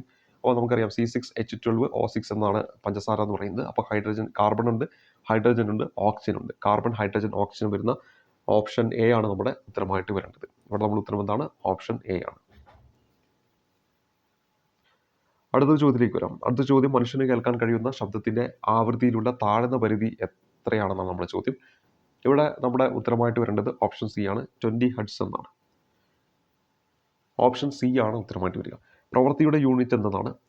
പ്രവൃത്തിയുടെ യൂണിറ്റ് എന്ന് പറയുന്നത് ഓപ്ഷൻ എ ആണ്, ജൂൾ ആണ് ഉത്തരമായിട്ട് വരിക. തന്മാത്രയുടെ സ്ഥാനമാറ്റം മുഖേന താപം പ്രേഷണം ചെയ്യപ്പെടുന്ന രീതി എന്നാണ് നമ്മുടെ ചോദ്യം. ഇവിടെ നമ്മുടെ ഉത്തരമായിട്ട് വരേണ്ടത് ഓപ്ഷൻ ബി ആണ്, സംവഹനം എന്നതാണ്. ഇനി അടുത്തത്, വസ്തു ഒരു തുലന സ്ഥാനത്തെ ആസ്പദമാക്കി ഇരുവശങ്ങളിലേക്കും ചലിക്കുന്നത്. അവിടെ ഉത്തരമായിട്ട് വരേണ്ടത് ഏതാണ്, ദോലനം എന്നതാണ്. ഓപ്ഷൻ ബി ആണ് നമ്മുടെ ഉത്തരമായിട്ട് വരേണ്ടത്. Option B. നമ്മുടെ ഈ ക്ലോക്കിന്റെ പെൻഡുലത്തിന്റെ ഒക്കെ ചലനം ഇതിനൊരു ഉദാഹരണമാണ്. ഇങ്ങോട്ടും ഇങ്ങോട്ടും ഇങ്ങോട്ടും ഇങ്ങനെ ചലിക്കും. അതിനെയാണ് നമ്മൾ ദോലനം എന്ന് പറയുക. ഇനി ഈ ചുവടെ കൊടുത്തിരിക്കുന്നവയിൽ കൂട്ടത്തിൽ പെടാത്തത് കണ്ടെത്തി എഴുതുക. സൗരോർജ്ജം, കാറ്റ്, തിരമാല, കൽക്കരി എന്നിങ്ങനെ കൊടുത്തിട്ടുണ്ട്. നമുക്കറിയാം സൗരോർജ്ജം, കാറ്റ്, തിരമാലയൊക്കെ പാരമ്പര്യേതര ഊർജ്ജമാണ്. പാരമ്പര്യ ഊർജ്ജമാണ് കൽക്കരി എന്ന് പറയുന്നത്. അപ്പോൾ ഇവിടെ 80 ഓപ്ഷൻ ഡി ആണ്. അപ്പോൾ ഇവിടെ നമ്മളിപ്പോൾ ഈ ഒരു ചോദ്യപേപ്പറിലെ 20 ചോദ്യങ്ങൾ പരിചയപ്പെട്ട് കഴിഞ്ഞു. ഇനി നമുക്ക് അടുത്തൊരു ചോദ്യപേപ്പറിലെ 20 ചോദ്യങ്ങൾ പരിചയപ്പെടാം. അപ്പോൾ നമുക്ക് ടോട്ടൽ ഒരു പ്രിലിം എക്സാമിൽ, ഗാന്ധി ബോർഡ് LDCയുടെ പ്രിലിം എക്സാമിൽ ചോദിച്ച എല്ലാ സയൻസ് ചോദ്യങ്ങളും നമുക്കാകും. അപ്പോൾ ഇന്നത്തെ ഈ ഒരു ക്ലാസ്സിൽ അടുത്തൊരു 20 ചോദ്യങ്ങൾ കൂടി പറഞ്ഞിട്ട് അവസാനിപ്പിക്കാം. നമ്മുടെ സയൻസുമായി ബന്ധപ്പെട്ടിട്ട് 5ാം ഘട്ട ഗാന്ധി ബോർഡ് LDCയുടെ പ്രിലിം പരീക്ഷയിൽ ചോദിച്ച ചോദ്യങ്ങളാണ് നമ്മളിവിടെ ചർച്ച ചെയ്യാൻ പോകുന്നത്. ഇവിടെ നമ്മുടെ ഒന്നാമത്തെ ചോദ്യം എന്ന് പറയുന്നത്, താഴെ തന്നിരിക്കുന്ന ജീവങ്ങളെ സംബന്ധിച്ച പ്രസ്താവനകളിൽ തെറ്റായ പ്രസ്താവന അല്ലെങ്കിൽ പ്രസ്താവനകൾ ഏത് എന്നാണ് നമ്മുടെ ചോദ്യം. ഇവിടെ ഒന്നാമത് കൊടുത്തിരിക്കുന്ന കണ്ണ്, ത്വക്ക്, മുടി എന്നിവയുടെ ആരോഗ്യത്തിന് സഹായിക്കുന്ന ജീവകമാണ് ജീവകം എ എന്നാണ്. ഇത് ശരിയായിട്ടുള്ള ഒരു പ്രസ്താവനയാണ്. നമ്മളോട് പറഞ്ഞിരിക്കുന്ന തെറ്റായ പ്രസ്താവന കണ്ടുപിടിക്കാനാണ്. അടുത്ത് കൊടുത്തിരിക്കുന്ന നാടികളുടെയും ചുവന്ന രക്താണുക്കളെയും ആരോഗ്യത്തിന് സഹായിക്കുന്ന ജീവകമാണ് ജീവകം ഇ എന്നാണ്. അതും എന്താണ് ശരിയായിട്ടുള്ള ഒരു പ്രസ്താവനയാണ്. നമ്മൾ ഉത്തരത്തിലേക്ക് വരത്തില്ല. മുറിവുണ്ടാക്കുമ്പോൾ രക്തം കട്ടപിടിക്കാൻ സഹായിക്കുന്ന ജീവകമാണ് ജീവകം കെ എന്നാണ് കൊടുത്തത്. അത് നമ്മൾ എത്രയോ തവണ PS റിപ്പീറ്റായി ചോദിക്കുന്ന ചോദ്യം തന്നെയാണ്. അതും ശരി തന്നെയാണ്. അപ്പോൾ അതും നമ്മുടെ ഉത്തരത്തിലേക്ക് വരത്തില്ല. മോണ, ത്വക്ക്, പല്ല്, രക്തകോശങ്ങൾ എന്നിവയുടെ ആരോഗ്യത്തിന് സഹായിക്കുന്ന ജീവകമാണ് ജീവകം ബി എന്ന് നൽകിയിരിക്കുന്നു. അപ്പോൾ അതെന്താണ് ശരിയായിട്ടുള്ള ഒരു സ്റ്റേറ്റ്മെന്റ് അല്ല. അപ്പോൾ അതവിടെ ഉത്തരമായിട്ട് വരേണ്ട ഓപ്ഷൻ ബി ആണ്. 4 മാത്രം എന്നതാണ് ഈ ഒരു ചോദ്യത്തിന്റെ ഉത്തരമായിട്ട് വരിക. ഇനി അടുത്തതിലേക്ക് വരാം. ഒരു ബാക്ടീരിയൽ പകർച്ചവ്യാധിയായ കുഷ്ഠം ഒരാളിൽ നിന്ന് മറ്റൊരാളിലേക്ക് പകരുന്നത് ഏത് രീതിയിലാണെന്നാണ്. വായുവിലൂടെ, സമ്പർക്കം മുഖേന, കൊതുക് മുഖേന, ആഹാരം, വെള്ളം എന്നിവയിലൂടെ. ഇവിടെ ഓപ്ഷൻ ബി ആണ് ഉത്തരം, സമ്പർക്കം മുഖേന. കേരളത്തിൽ അവിവാഹിതരായ മാതാക്കളെ സഹായിക്കുന്നതിനും സംരക്ഷിക്കുന്നതിനും വേണ്ടി കേരള സർക്കാർ കൊണ്ടുവന്ന ഒരു പദ്ധതിയുണ്ട്. ഏതാണെന്നാണ് നമ്മുടെ ചോദ്യം. സ്നേഹസ്പർശം, കാരുണ്യം, സ്നേഹാശ്വാസം, സ്നേഹപൂർവ്വം എന്നിങ്ങനെ തന്നിട്ടുണ്ട്. ഇവിടെ നമ്മൾ ഉത്തരമായിട്ട് വരേണ്ടത് ഓപ്ഷൻ എ ആണ്, സ്നേഹസ്പർശം എന്നതാണ് ഈ ഒരു ചോദ്യത്തിന്റെ ഉത്തരമായിട്ട് വരിക. രോഗാണുക്കളെ വിഴുങ്ങി നശിപ്പിക്കുന്ന പ്രവർത്തനമാണ് ഫാഗോസൈറ്റോസിസ്. ഈ പ്രവർത്തനം നടത്തുന്ന മനുഷ്യരക്തത്തിലെ ശ്വേതരക്താണുക്കൾ ഏതെല്ലാം എന്നാണ് നമ്മുടെ ചോദ്യം. അപ്പോൾ രോഗാണുക്കളെ വിഴുങ്ങി നശിപ്പിക്കുന്ന ആ ഒരു പ്രവർത്തനത്തെ വിളിക്കുന്ന പേരെന്നതൊക്കെ PSC ചോദിക്കാറുള്ളതാണ്. ഉത്തരമായിട്ട് വരേണ്ടത് ഫാഗോസൈറ്റോസിസ് എന്നാണ്. അപ്പോൾ ഇവിടെ ഈ ഒരു ചോദ്യത്തിന്റെ ഉത്തരമായിട്ട് വരേണ്ടത് എന്താണ്? അതായത് രോഗാണുക്കളെ വിഴുങ്ങി നശിപ്പിക്കുന്ന ആ ഒരു പ്രവർത്തനത്തെ നമ്മൾ വിളിക്കുന്നത് ഫാഗോസൈറ്റോസിസ് എന്നാണ്. എന്താണ്? ഫാഗോസൈറ്റോസിസ് എന്നാണ്. അപ്പോൾ ഈ ഒരു പ്രവർത്തനം നടത്തുന്ന മനുഷ്യരക്തത്തിലെ ശ്വേതരക്താണുക്കൾ ഏതെന്ന് ചോദിച്ചാൽ ഓപ്ഷൻ ഡി ആണ് നമ്മുടെ ഉത്തരമായിട്ട് വരിക. ശ്വേതരക്താണുക്കളാണ് മോണോസൈറ്റ്, ന്യൂട്രോഫിൽ എന്നിവ. മോണോസൈറ്റ് അതുപോലെ തന്നെ ന്യൂട്രോഫിൽ. പയർചെടിയുടെ സങ്കരീനം ഏതാണ്? ആ ഒരു ചാപ്റ്ററിൽ നിന്ന് റിപ്പീറ്റ് ആയിട്ട് ഇങ്ങനെ ചോദിക്കുകയാണ്. നമ്മൾ കഴിഞ്ഞ ക്ലാസ്സിൽ പറഞ്ഞാണ് അനാമിക, ഭാഗ്യലക്ഷ്മി, ഹരിത, അനഘ എന്നിവയാണ് നമ്മുടെ ഇവിടെ തന്നിരിക്കുന്ന ഓപ്ഷൻ. ഇവിടെ നമ്മൾ ഉത്തരമായിട്ട് വരേണ്ടത് ഭാഗ്യലക്ഷ്മിയാണ്. അപ്പോൾ ആ ഒരു ടേബിൾ നിർബന്ധമായിട്ടും പഠിച്ചിട്ട് വേണം പോകാനായിട്ട്. നമ്മൾ ഈ ഒരു ക്ലാസ്സിൽ നമ്മളൊരു ചോദ്യപേപ്പർ ചെയ്തപ്പോൾ അത് നമ്മൾ കൃത്യമായിട്ട് എല്ലാം പറഞ്ഞിട്ടുണ്ട് ആ ടേബിളിലുള്ളത്. അതൊന്ന് നോട്ട് ചെയ്ത് വെച്ചിട്ട് വേണം പരീക്ഷയ്ക്ക് പോകാനായിട്ട്. വനവിഭവം അല്ലാത്തത് ഏതാണെന്നാണ് നമ്മുടെ ചോദ്യം. പശ, കോലരക്, തേന്, മണ്ണെണ്ണ. നമുക്ക് ഉത്തരം പെട്ടെന്ന് തന്നെ കിട്ടും. ഓപ്ഷൻ ഡി ആണ് ഉത്തരമായിട്ട് വരിക. അമ്ലമഴയ്ക്ക് കാരണമായ വാതകമേത്? ആസിഡ് മഴയ്ക്ക് കാരണമായ വാതകമേതെന്നാണ് നമ്മുടെ ചോദ്യം. എത്രയോ തവണ PSC റിപ്പീറ്റായി ചോദിക്കുന്നതാണ്. ഉത്തരമായിട്ട് വരേണ്ടത് ഓപ്ഷൻ എ ആണ്, സൾഫർ ഡയോക്സൈഡ് എന്നതാണ് ഉത്തരമായിട്ട് വരിക. ഏറ്റവും കൂടുതൽ അടുത്ത ചോദ്യം PSC ഡിലീറ്റ് ആക്കിയതാണ് ആ ചോദ്യം. ശുദ്ധജലത്തിന്റെ pH മൂല്യം എത്ര എന്നാണ്. ഇവിടെ ഉത്തരമായിട്ട് വരേണ്ടത് നമ്മുടെ ഓപ്ഷൻ എ ആണ്, 7 എന്നാണ് ഉത്തരമായിട്ട് വരിക. ആറ്റത്തിന്റെ സൗരയൂഥ മാതൃക ആരുടെ സംഭാവനയാണെന്നാണ്. ഇവിടെ നമ്മുടെ ഉത്തരമായിട്ട് വരുന്നത് ഓപ്ഷൻ സി ആണ്, റൂദർഫോർഡ് എന്നതാണ് 71ാം ചോദ്യത്തിന്റെ ഉത്തരമായിട്ട് വരിക. കലാമിൻ ഏത് ലോകത്തിനായാണ്? റിപ്പീറ്റായി ചോദിക്കുന്നു. ഓപ്ഷൻ ഡി ആണ്, സിങ്ക് എന്നാണ് ഉത്തരമായിട്ട് വരിക. ഉത്കൃഷ്ടവാദങ്ങൾ ആധുനിക പീരിയോഡിക് ടേബിളിൽ ഏത് ഗ്രൂപ്പിൽ ഉൾപ്പെടുന്നു? ഇവിടെ നമ്മൾ ഉത്തരമായിട്ട് വരേണ്ടത് ഓപ്ഷൻ എ ആണ്, 18ാം ഗ്രൂപ്പാണ്. അലസവാദങ്ങൾ അല്ലെങ്കിൽ ഉത്കൃഷ്ടവാദങ്ങൾ എന്നൊക്കെ അറിയപ്പെടുന്നത്, നോബിൾ ഗ്യാസസ് എന്നൊക്കെ അറിയപ്പെടുന്നത് 18ാം ഗ്രൂപ്പിലെ മൂലകങ്ങളാണ്. താഴെ കൊടുത്തിട്ടുള്ളവയിൽ ഓക്സിജന്റെ ഉപയോഗങ്ങളിൽ പെടാത്തത് എന്നാണ്. ജ്വലനത്തിൽ ഉപയോഗിക്കും, റോക്കറ്റ് യന്ത്രങ്ങളിൽ ഓക്സിജനായിട്ട് ഉപയോഗിക്കും, കൃത്രിമ ശ്വസനത്തിൽ ഉപയോഗിക്കും, എന്നാൽ ബ്ലീച്ചിങ് പൗഡർ നിർമ്മാണത്തിനില്ല എന്ന ഓപ്ഷൻ ഡി ആണ് നമ്മുടെ ഉത്തരമായിട്ട് വരിക. ഭക്ഷ്യവസ്തുക്കൾക്ക് ചുവപ്പ് നിറം നൽകാൻ ഉപയോഗിക്കുന്ന കൃത്രിമ രാസവസ്തു എന്നാണ് നമ്മുടെ അടുത്ത ചോദ്യം. ഇവിടെ ഉത്തരമായിട്ട് വരേണ്ടത് കാർമോയിസിൻ എന്നതാണ് ഉത്തരമായിട്ട് വരിക. ഇനി ഒരു വസ്തുവിന്റെ സ്വന്തം അക്ഷത്തെ അടിസ്ഥാനമാക്കിയുള്ള ചലനം ഏത് പേരിൽ അറിയപ്പെടുന്നു? ഉത്തരമായിട്ട് വരേണ്ടത് ഓപ്ഷൻ ബി ആണ്, ഭ്രമണ ചലനം എന്നാണ് ഇവിടെ നമ്മുടെ ഉത്തരമായിട്ട് വരിക. ബഹിരാകാശ യാത്ര നടത്തിയ ആദ്യ ഇന്ത്യക്കാരനാരാണ്? രാകേഷ് ശർമ്മ എന്നാണ് ഉത്തരമായിട്ട് വരിക. പ്രകാശം ഒരു മാധ്യമത്തിൽ നിന്ന് സാന്ദ്രതാ വ്യത്യാസമുള്ള മറ്റൊരു മാധ്യമത്തിലേക്ക് കടക്കുമ്പോൾ അതിൻ്റെ പാതയ്ക്കുണ്ടാകുന്ന വ്യതിയാനമാണ് നമ്മൾ എന്തെന്ന് പറയുന്നത്? അപവർത്തനം എന്ന് പറയുന്നത്. ചുവടെ നൽകിയിരിക്കുന്നവയിൽ താപപ്രേഷണ രീതിയിൽ ഉൾപ്പെടാത്തത് ഏത്? ഇതാണ് ഞാൻ നേരത്തെ പറഞ്ഞത്, ഇങ്ങനെ ഒരു ചോദ്യം ചോദിക്കുമെന്ന്. ചാലനം, സംവഹനം, വികിരണം, ഇത് മൂന്നുമാണ് താപപ്രേഷണ രീതി. ബാഷ്പീകരണം എന്തല്ല താപപ്രേഷണ രീതിയില്ല. എപ്പോഴും ഈ ഒരു ചോദ്യം ചോദിച്ചാൽ ഈ ഒരു ഓപ്ഷനാണ് നൽകുന്നത്. ഇവിടെ നമ്മൾ ഉത്തരം എന്ന് പറയുന്നത് ഓപ്ഷൻ സി ആണ്. അപ്പോൾ ഈ 3 പേരുകൾ ഓർക്കുക, ചാലനം, സംവഹനം, വികിരണം എന്നിവയാണ് താപപ്രേഷണ രീതികൾ. ഇനി അടുത്തത് പാരമ്പര്യേതര ഊർജ്ജ സ്രോതസ്സിന് ഉദാഹരണം ഏതാണ്? കാറ്റ്, തിരമാല, പെട്രോൾ, കൽക്കരി. പാരമ്പര്യേതര എന്നാണ് ചോദിച്ചിരിക്കുന്നത്. അപ്പോൾ കാറ്റും തിരമാലയുമാണ്. മറ്റേ പെട്രോളും കൽക്കരിയും പാരമ്പര്യ ഊർജ്ജ സ്രോതസ്സാണെന്ന കാര്യം ഓർത്തിരിക്കുക. അവിടെ നമ്മൾ ഉത്തരമായിട്ട് വരിക 1ഉം 2ഉം ആണ്. ഉദാഹരണമാണ് ചോദിച്ചത്. പാരമ്പര്യേതര ഊർജ്ജ സ്രോതസ്സിന് ഉദാഹരണം ഏത്? 1ഉം 2ഉം വരുന്ന ഓപ്ഷനാണ് ഓപ്ഷൻ എ എന്ന് പറയുന്നത്. അപ്പോൾ നമ്മളിവിടെ 100 ചോദ്യങ്ങൾ പരിചയപ്പെട്ട് കഴിഞ്ഞു. അപ്പോൾ കാതിമോഡ് LDC പ്രിലിമിൽ ചോദിച്ച സയൻസുമായി ബന്ധപ്പെട്ട എല്ലാ ചോദ്യങ്ങളും 5 ഘട്ടങ്ങളായിട്ടായിരുന്നു പരീക്ഷ നടത്തിയത്. ആ 5 ഘട്ടങ്ങളിൽ ചോദിച്ച എല്ലാ ചോദ്യങ്ങളും പരിചയപ്പെട്ടിട്ടുണ്ട്. അപ്പോൾ ഈ ചോദ്യങ്ങൾ കാണുമ്പോൾ നിങ്ങൾക്ക് മനസ്സിലാക്കാൻ പറ്റും SCRT ടെക്സ്റ്റ് ബുക്കിനെ ബേസ് ചെയ്തിട്ടാണ് നമ്മുടെ ഈ പറയുന്ന സയൻസ് ചോദ്യങ്ങൾ വരുന്നത്. അപ്പോൾ നിർബന്ധമായിട്ടും SCRT വായിക്കുക. അതോടൊപ്പം തന്നെ നമ്മൾ ആ വിളകളുടെ ഒക്കെ ഇനങ്ങൾ പഠിച്ചിരുന്നു. SCRT ടെക്സ്റ്റ് ബുക്കിലുള്ളത് മാത്രം പഠിച്ചു പോയാൽ മതി. നമ്മൾ ഗൈഡൊക്കെ എടുത്ത് വായിച്ചാൽ ഒരിക്കലും തീരാത്ത രീതിയിൽ അത്രത്തോളം ഇനങ്ങൾ നമുക്ക് കാണാൻ പറ്റും. പരീക്ഷയ്ക്ക് ചോദിക്കുന്നത് ആ കോളത്തിനുള്ളിലാണ്. അത് ഓൾറെഡി ഈ ക്ലാസ്സിൽ ഞാൻ പറഞ്ഞിട്ടുണ്ട്. അത് നോട്ട് ചെയ്ത് വെക്കുക, അല്ലെങ്കിൽ നിങ്ങളുടെ കൈവശം SCRT ബുക്ക് ഉണ്ടെങ്കിൽ അത് നോക്കി പഠിക്കുകയും ചെയ്യുക. അപ്പോൾ എന്തായാലും ഇന്നത്തെ ഈ ഒരു ക്ലാസ്സിൽ നമ്മൾ പരിചയപ്പെടുത്തിയ ഈ 100 ചോദ്യങ്ങളും ഗുണപ്രദമായിരിക്കും എന്ന് വിശ്വസിച്ചുകൊണ്ട് ക്ലാസ് അവസാനിപ്പിക്കുന്നു. അടുത്തൊരു ക്ലാസ്സിൽ കാണുമ്പോഴേക്കും നന്ദി, നമസ്കാരം.